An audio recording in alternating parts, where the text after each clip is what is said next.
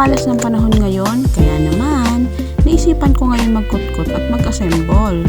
Naghahanap talaga ako ng patungan ng TV at ito yung nakita ko sa TikTok.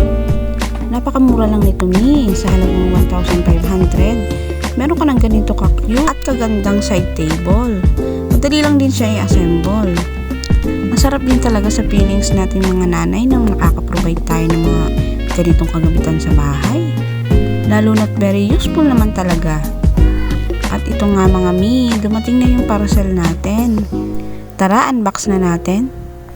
Sa isang solo parent na kagaya ko, napakahirap talaga mag-provide. Kailangan talaga natin magpursige sa buhay para mabili natin yung mga kailangan sa bahay, gamit ng mga bata, daily needs.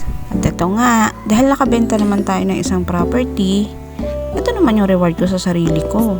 Siyempre, hindi lang naman ako makikinabang nito. Kasi gamit naman sa bahay to. Sabi nga, wants versus need, dapat unahin natin yung needs.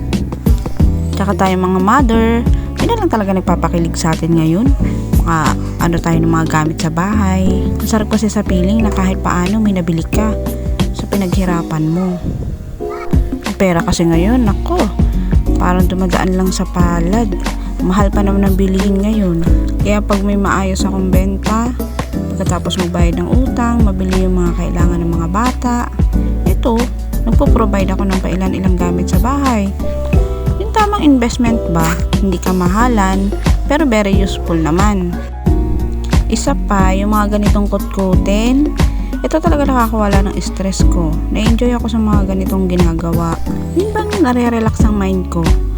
Sabagay, iba-iba naman tayo ng paraan ng pag-relieve ng stress, pero dito, masaya ako.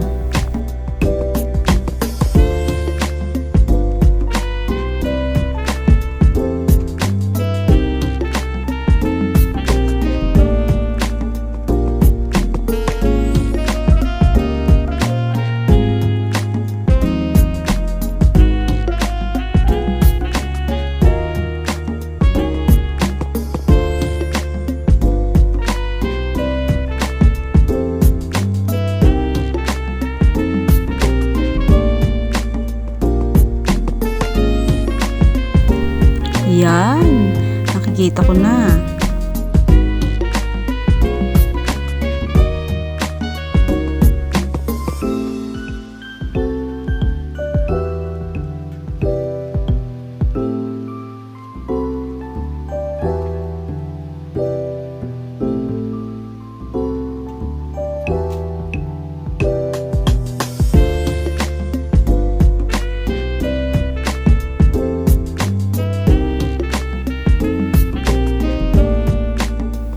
Yan, unti-unti na siya nabubuo. Ang ganda.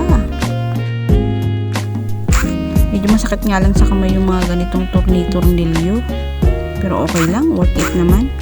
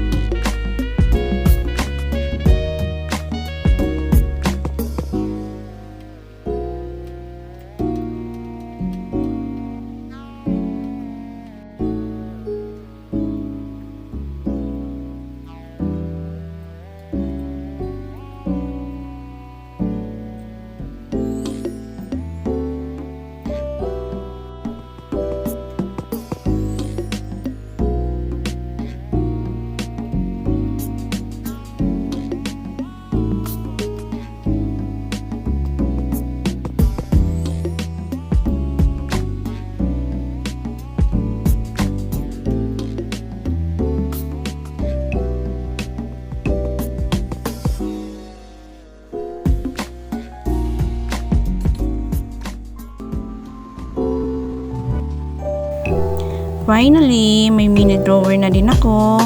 Lagay ng mga abubot, ng mga papeles, wallets, at ito nga, patungan ng TV yung ibabaw. O diba? Thank you for watching. See you on my next vlog. Bye-bye!